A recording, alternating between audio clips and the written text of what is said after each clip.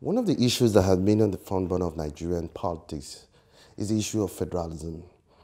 In your opinion, should Nigeria be restructured at this point in time? And if it should be restructured, what kind of restructuring should we be talking about?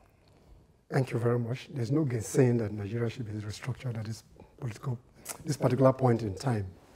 The issue of restructuring means different things to different people.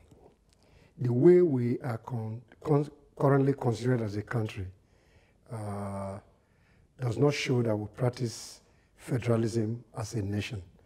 Rather, we practice a unitary system of government that was imposed by the military oligarchy. However, what is important is that for a nation to be a real nation, each federating unit or core component units must of necessity control their resources and pay taxes to the center. A situation where the center controls the federation unit is a misnomer, and I think that does not augur well for a nation that really wants to grow. What is really wrong with Nigeria of today?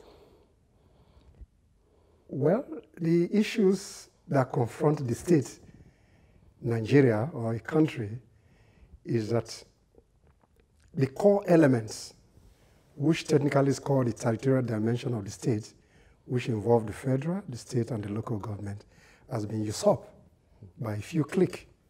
And to that extent, the real issues are driven by ethnicity, religion, and parochial sentiment of the ruling elite. But if we're able to disable those elements, then we still have a problem as a nation. So restructuring is very critical. Political restructuring, economic restructuring, restructuring the mindset of an average Nigerian is very critical for us to move forward as a nation. Tell us a little bit about that, your book, Federalism, Leadership and Development. Why did you write this at this point in time? Yes. That book came as a result of some of my writing in the last 20 to 25 years that center on the core issues of nation building, and that the core elements of a nation must be that each nation, each state, or each federative unit must have core access to their own resources. And once they have core access to their own resources, there will be what you call competitive federalism, where every state tries to grow at their own pace and they can cooperate with the center. And at the end of the day, the greater majority of the people will have benefit from what accrued to the state or what accrued to the nation. That's the core element that has driven me over the last 20 years. Try to set agenda in terms of the principles of federalism as being practiced by liberal democracies all over the world. Considering the Nigerian states at this point in time, the elections are just drawing near. Are Nigerians better off than they were 4 years ago? I don't think so, in my personal opinion. I think we are worse off than where we were some years back. The core issues of sloganeering for change that came in 2015 has not really benefited to the people, in my own personal view. You go to the various bureaucracies across the state, corruption is still rife. If you want documentations, same, nothing has changed dramatically from the last 2, 3, 4 years. Until we take the bull by the horn and we tell ourselves the truth, that we must, of a necessity, restructure this country. Whatever nomenclature people call it, restructuring is just to realign the basic principles of nation building, where the rule of law, transparency, accountability are adhered to strictly, not just paying lip services to the concept of federalism. That's where we are today. Where is this country heading at a time of tribal, religious, and insecurity crisis in the nation? What measures is the government supposed to be doing or taking in order to curtail this menace? Number one, the most serious element that the way we are moving, If we don't curtail it as quickly as possible, we're going to go into the state of anarchy. Number one, what do we need to salvage the nation? It's very simple. We need to come together as a people to get a people-driven constitution. The constitution that we currently operate is an imposed constitution. We, the people of Nigeria, at any particular point in time, people were not consulted widely. So it's an imposed constitution. So we come together, and that's why the subject of restructuring is very critical at this moment. If we don't restructure, then we're just playing, in my view. So the issues of religion, tribalism, the elite try to rely on those sentiments for their own selfish and egoistic values. So sad. I mean, despite the fact that the present government have made efforts, so to say, and I mean, they continue to bring out the idea that they've striven to in order to ensure there is an equitable, distribution of resources. Where has this government failed in this regard, sir? For me personally, I think what I hear are your rhetorics. In my personal view, and I feel very strong about that, nothing has really changed. Sad. The rhetorics are there. But the problem we have as a people or as a nation is that we have refused to change our mindset in such a way that we're able to separate the wheat from the chaff. But we're able to do that. It's just mere conversation that we're doing as a nation. As we're heading towards the 2019 general elections, Nigerians are beginning to ask a question. Beyond the political behemoths of APC and PDP, should Nigerians be looking at the alternative political parties? Yes, in my own personal opinion, and have done some work in the last 3 months, trying to set agenda in terms of envisioning a conversation that will favor what I call the new political upstarts. But the way the politics is wired currently, where money bag and ethnic jigots hold sway, at this particular point in time, it may look difficult, but I can see in the horizon that the newer generation, which I call the millennial political upstart, will make inroads even into the 2019 elections in such a manner that what might be difficult in my own view, because of the way politics is currently being played, the presidency might be a difficult task for the new breed politician. But I do hope that they are going to capture power at the State House of Assembly, Federal, and at the Senate. And if we have a balanced opinion, then at the end, we're likely to move in that direction.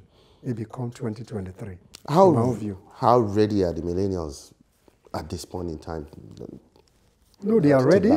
They are ready. They are technologically driven. They have the new knowledge in terms of transparency, the rhythms of current governance. They have those templates. But the current elite, particularly the select few, who are swallowing the country so blind, have so much to throw around, because the average Nigerian wants 5,000 to sell his future. But I think we need to up the conversation. Number two, the alternative, which is supposed to be a major fulcrum to which you can change the conversation, are equally divided among themselves in terms of who should be where, who should be who. And that conversation itself will reduce the collective to achieving a common aspiration to change the dynamics of governance and power politics in Nigeria. So my message here is the alternative must work together as a team and trying to diffuse themselves from the current regime that seems to focus on their stolen wealth, the common wealth that they have taken from the people. Until such coherence is done, the journey may look too long. But I'm very positive that between 2019 and 2023, the power politics will change tremendously in line with the new alternative, with the new generations of political upstarts, with what I call the millennial people. They have the population, but what we lack is the organizational ability to pull people together. It's not even about money. How do we shape the conversation?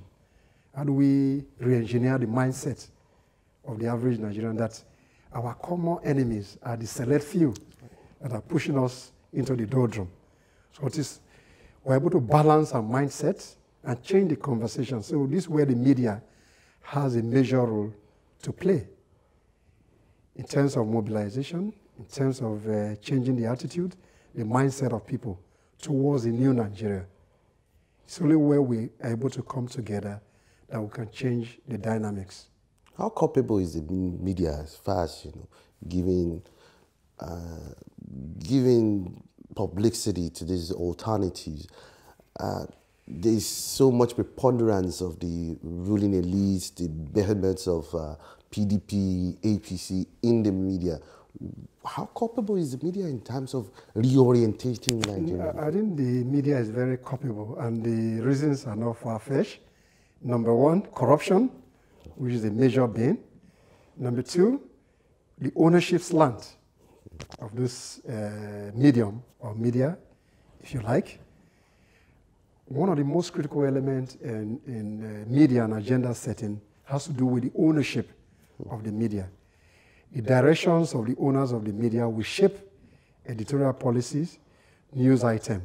So once the ownership is tilted, particularly in favor of the elite, then to change the mindset of the average Nigerian becomes difficult, because even the reporters are not well paid, so they look for what you call brand envelope to survive, to scan for news. And once such compromises are there, then there's a likelihood that the agenda setting becomes suspect, in my own view. What should the new alternatives be doing at this point in time to change the narrative, just like you suggested, especially at the grassroots level?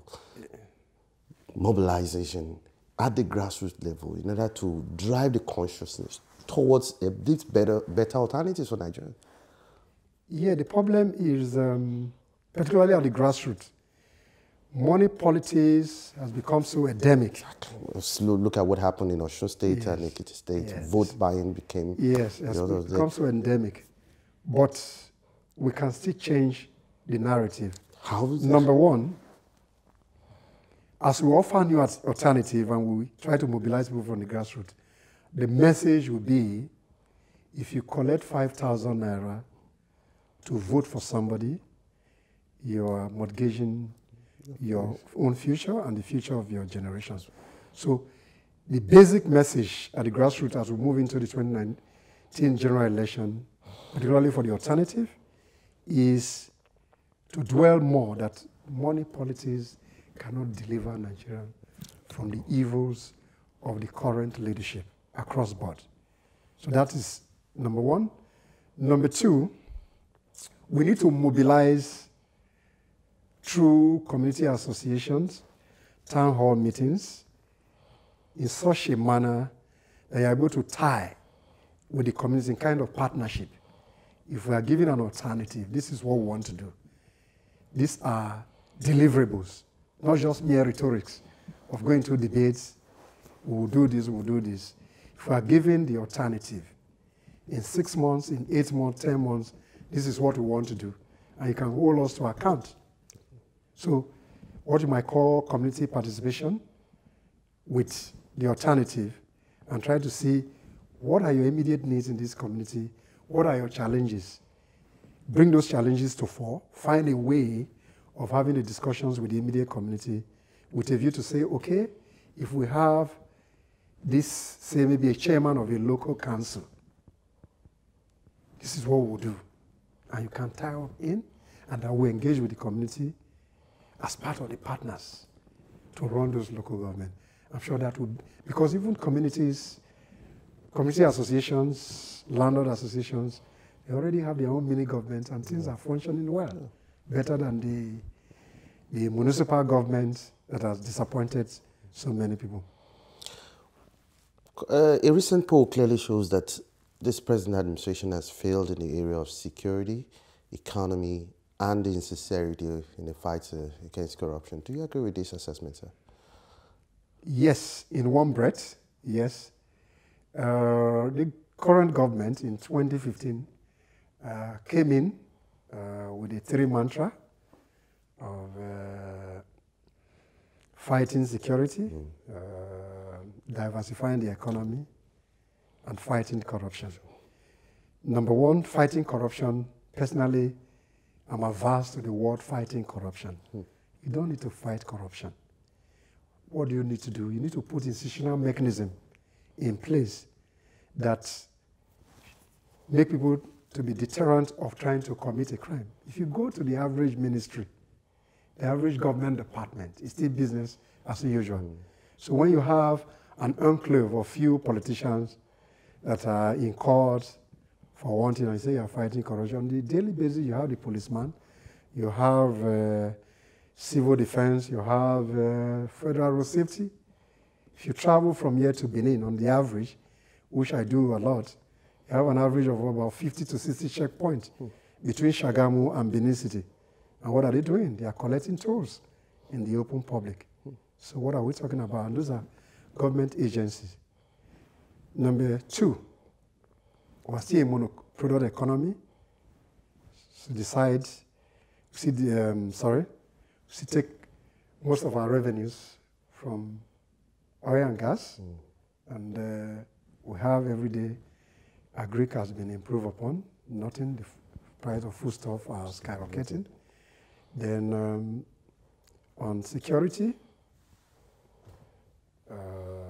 it's been very tough beyond Boko Haram. I'm told a lot of people have died more than what Boko Haram had killed in the last 10 or so years. So the concept of change, to me, is just a window dressing. Finally, if there is one piece of advice that you could give to the millennials at this point in time, what will it be, sir? It will be working as a group, more emphasis on mobilization, more emphasis on starting the political journey from the local councils to the state, through to the federal, through to the Senate, and through to the presidency. But the conversation must change, and the new millennial has the responsibility to change Nigeria for better. Mr. Sam, thank you very much for appearing on SaharaTv. Thank you for having me.